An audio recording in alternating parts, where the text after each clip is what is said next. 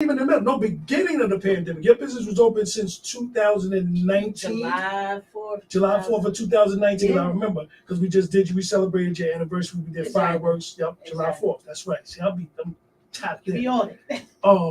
Yes, July 4th, 2019, and then right after that, not even 6 months on? Not even nothing. Yeah. Black owned business. Right?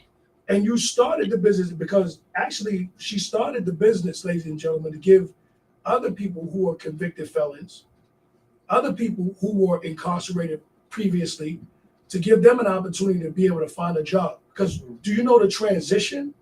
It still got burnt. Do you know the transition? After 14 years of being in federal prison, how it feels to walk across the street, to look at a traffic light, and to know that you got to go across. Man, don't play them games. It's not, that part is not easy, but it's even not easier when you go to fill out a job application and automatically tell you denied and you're unqualified for the job because of the fact that you tricked me. No, man. Yep. Wait. Listen, I'm telling you. You know, not because other than that, you know, because like I said, I found myself. My creator was allowed me to find myself, and I joined up with some phenomenal individuals called the Nation of Islam, and I got knowledge of self, and that's what brought me through those Desmond Crips, and it gave me a new identity and gave me the opportunity to find myself and know who I actually was. I was an Asiatic black man with knowledge of self, and now you can't define me by this no more, that prison number or that institution or what have you. So what made you even decide to say, you know what, I'm gonna come out into society as a convicted felon. I'm gonna help other convicted felons and see what happens. What made you even do that? That's another Hell's Kitchen. Yeah. I mean, so I tell this story usually privately, but nobody knows the feeling of, you did 14 years. Altogether, I should have done 10 and some change. That's just me bringing together probably two major charges, right, you know. Right.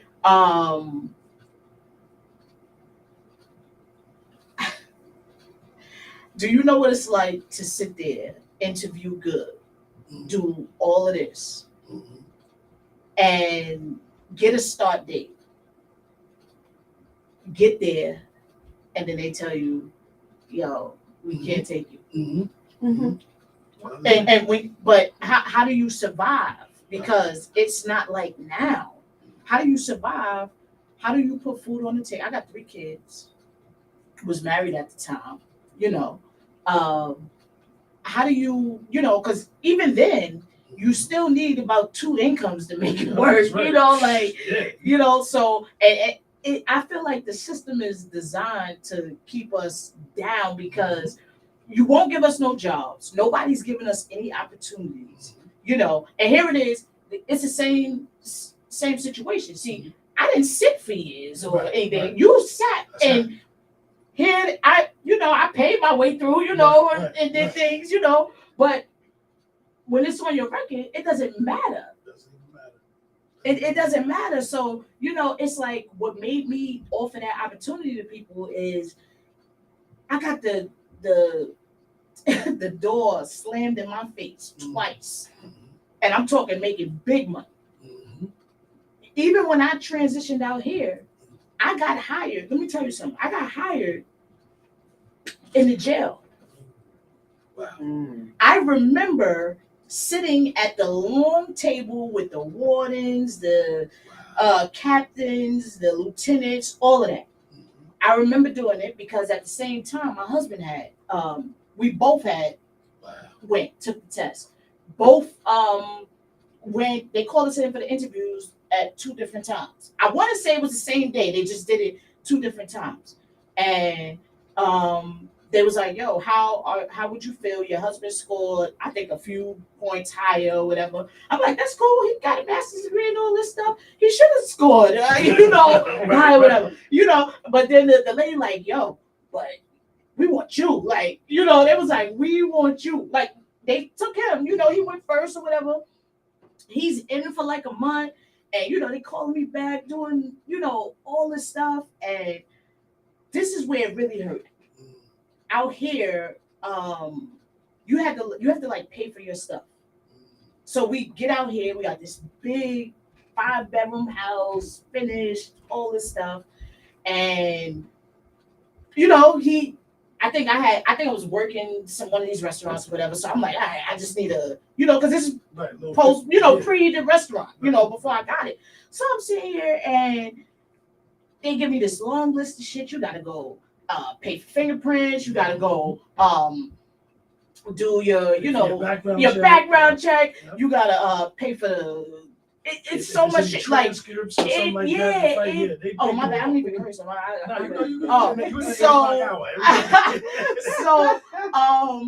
think I must have paid probably like $700-800. Now that we've been in a life, so that's nothing. But when you live in the right way, when you live in the straight and narrow, that is bread. You understand what I'm saying? Like, that's bread. You got kids and bills and a big old house. That's bread. So I'm like doing it, and I'm not lying to you. The UPS store over there by Big Lots, over there. So I'm in there. I was supposed to start Monday. It's Friday. It's either Friday or Saturday, one of those days. So I'm in there.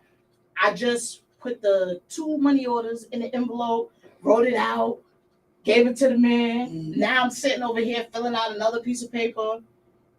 Phone ring. It's the water. Yeah. Hey, how you doing? You all right? I'm like, yeah, I'm sitting here. I'm at the store right now, sending my stuff off. I'm doing all this. And he goes, oh, man. He goes, listen. They were on like a, I guess they were on speaker. Conference call. Yeah. So they all, you got the HR people there, but the warden is doing all the talking.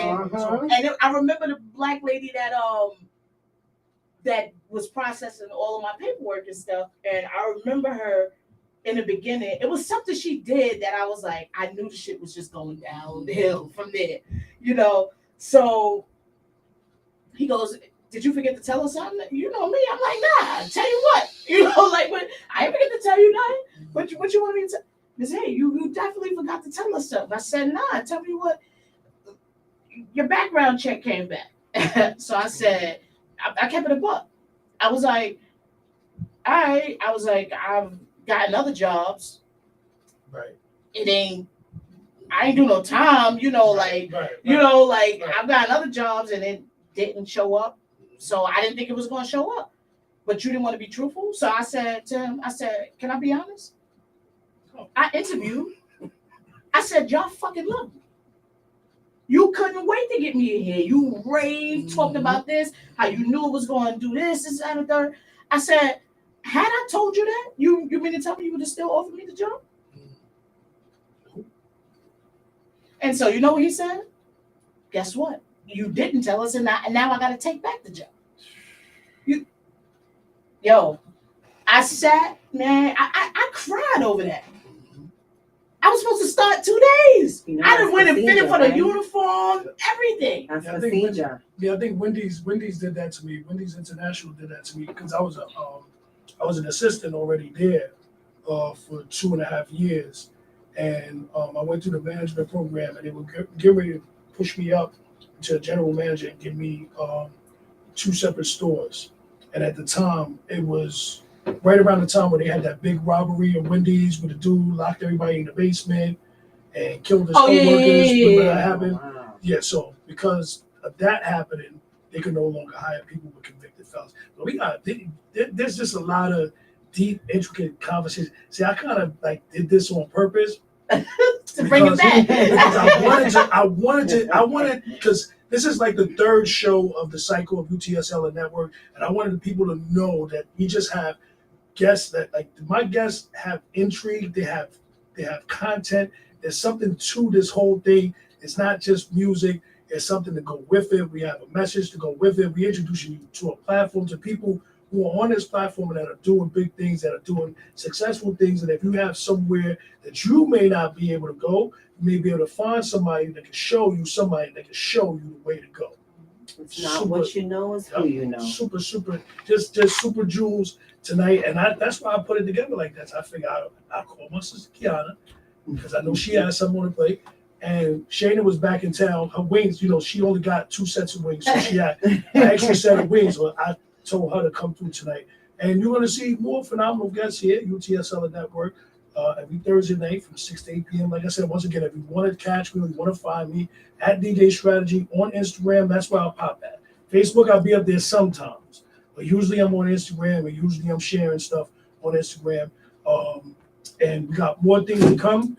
And like I said, I thank you both for coming out tonight. We still got a little bit more time left. So Shannon, can you please tell everybody where that they can find you at on social media, your website, whatever, your food truck, everything. All right, so I'm gonna drop it real quick. On Instagram, you can find me at Chef Shayna Patrice. On Facebook, Shayna Patrice. And listen, come visit me at Mad Apples. That's at 422 Seven Ridge Road, East Stroudsburg. And we got the Jonah Ride. The Jonah Ride is about to pop up in Atlanta area. So open up your, follow us at the Jonah Ride on Instagram. And, you'll get the... just follow the Jonah Ride, yeah. Because we in transition right now, So we gonna be out there, and listen, follow me, and the book is coming. All of this stuff, you want to stay connected.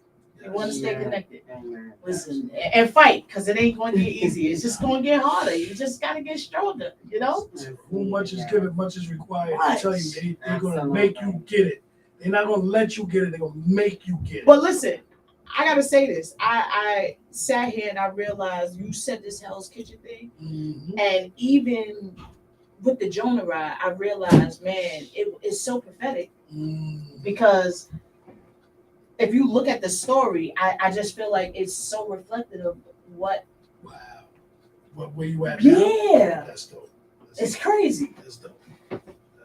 It's crazy. Right? And Sister Kiana, can you tell them where they can find you at and your social media and everything else? Yes, absolutely. So you guys can definitely catch me on Facebook, and you can catch me on Facebook. Catch me on as Kiana Hair, QIANAHAIR.